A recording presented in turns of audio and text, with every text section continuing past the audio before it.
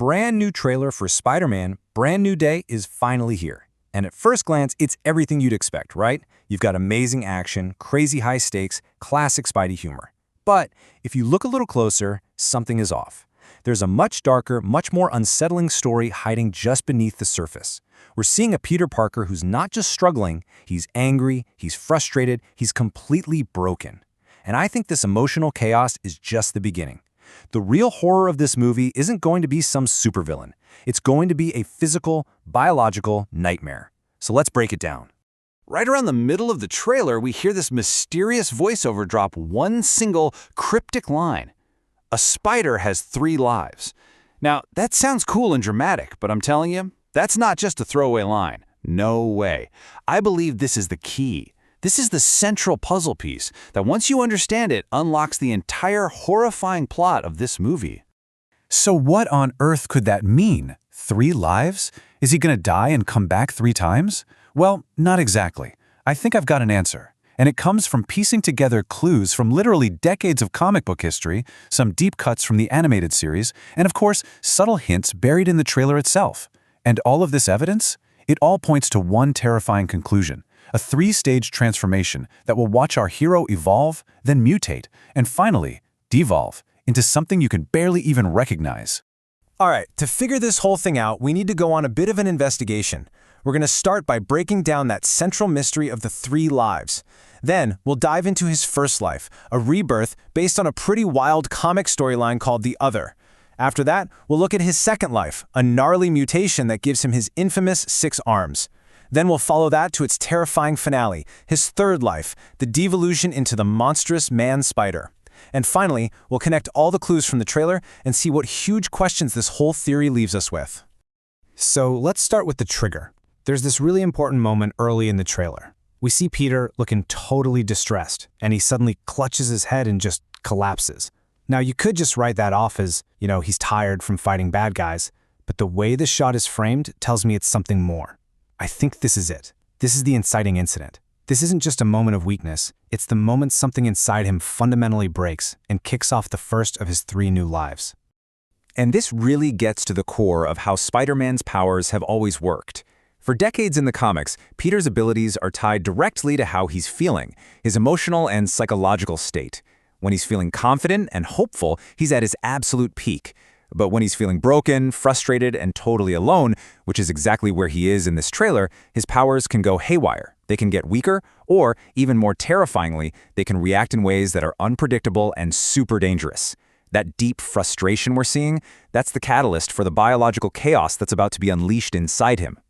This brings us to the first of the 3 lives, rebirth. And to get what this means, we have to dive into a truly wild, cosmic piece of Spider-Man lore from the comics, one that completely redefines how he got his powers in the first place. It basically suggests that the spider bite was never an accident. It all starts with something called a spider totem. Okay, so here's the crucial idea. In this mythology, the radioactive spider that bit Peter Parker didn't just pick him at random. It wasn't just chance, it was destiny. The comics later reveal that Peter is a spider totem. Think of him as a cosmic avatar, right? A chosen champion who's connected to this multiversal life force called the web of life and destiny. He's literally the earthly champion of this great spider god. And this idea also explains why so many of his classic villains are animal-based. Vulture, Scorpion, Rhino, they're all part of this bigger cosmic battle. Peter isn't just some guy with spider powers, he is the spider's chosen champion. But here's the catch. If you're a cosmic avatar just radiating that much raw power, something is bound to come hunting you. And in the comics, that something is Morlun. He's not your typical villain. He's this ancient, seemingly immortal being who travels across the multiverse for one single reason: to hunt and feed on the life force of totems. He drains them to keep himself alive. He doesn't want to rule the world. He doesn't want to rob a bank. He is a cosmic vampire, and Spider-Man is basically his next meal. Now, in the comics, Peter fights Morlun twice. And that second time, it is one of the most brutal things you will ever see in a Spider-Man story. Peter doesn't win.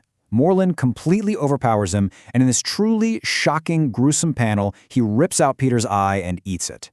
That's the moment you realize Peter isn't walking away from this. He manages one last desperate attack and kills Morlun, but he dies from his own horrific injuries just moments later.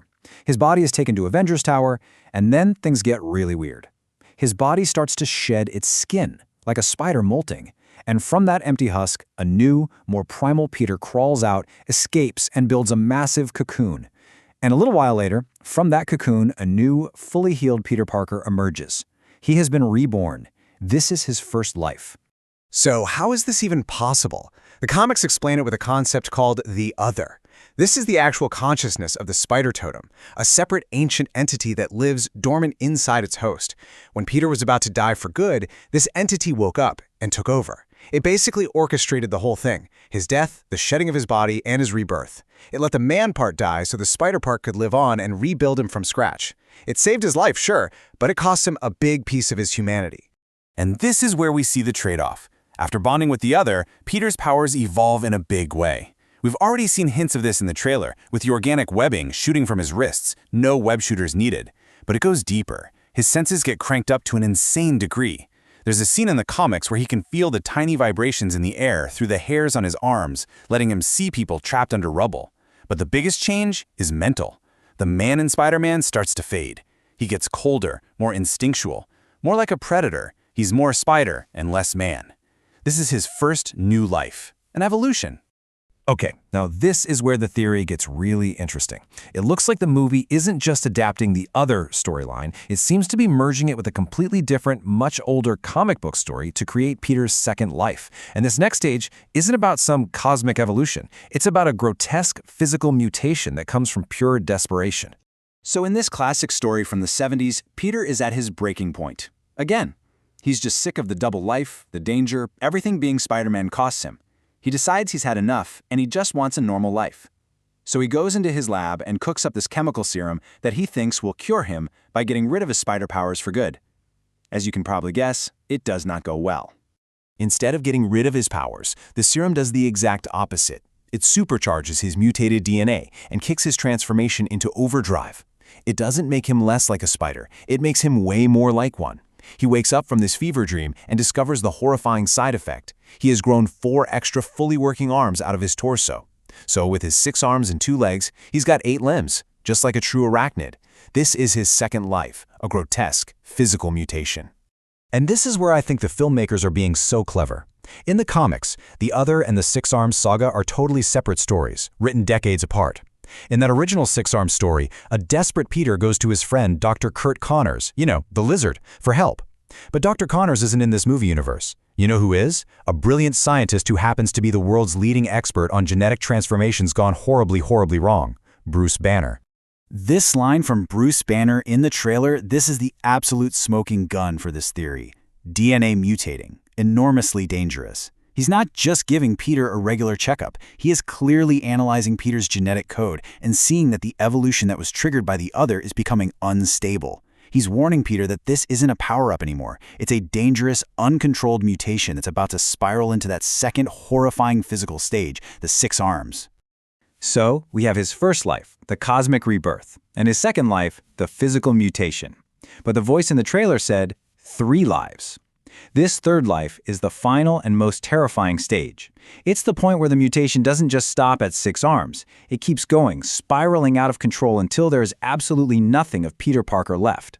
And the inspiration for this final horrifying act doesn't come from the comics, but from the classic 90s animated series. In the animated show's famous take on this story, getting 6 arms isn't the end of it. It's just a horrifying stepping stone. The mutation keeps ravaging his body and his mind, twisting his features, making him bigger, more monstrous, and just stripping away his intelligence until he becomes a completely feral beast. This isn't evolution, it's not even mutation anymore. It's devolution. It is the complete loss of his humanity. And the final result of this de-evolution is known as the man-spider. And this thing is a full-on horror movie monster. This creature has no memory of being Peter Parker. It has no intellect, it can't speak, it has no moral compass, it just operates on pure, savage, predatory instinct.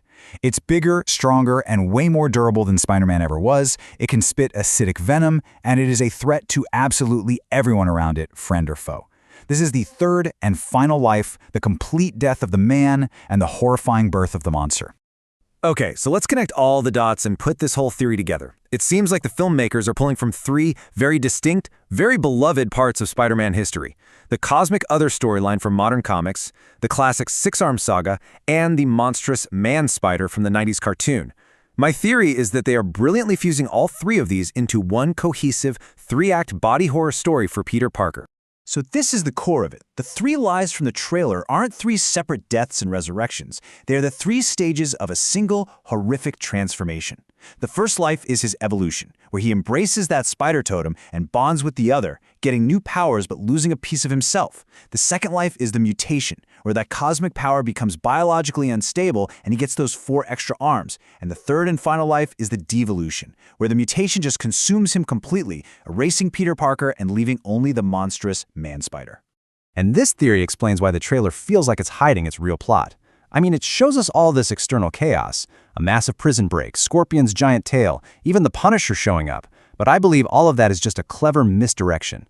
The real conflict of this movie isn't going to be Spider-Man versus a new villain.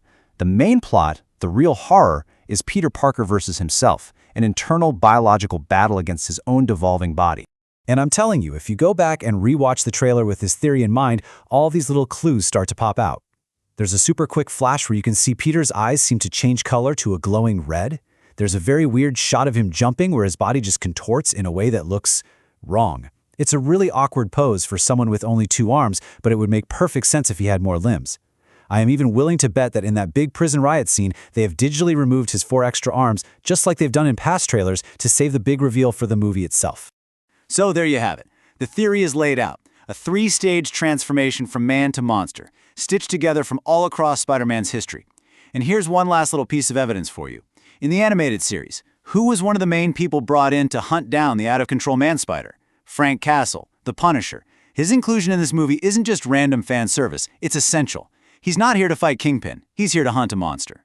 But if this theory is true, it leaves us with some absolutely massive lingering questions. And the final lingering question is the biggest one of all. If this theory is correct, and Peter Parker fully transforms into this unstoppable feral man-spider, losing everything that makes him who he is, who in this world could possibly have the power, or maybe even the will, to stop him?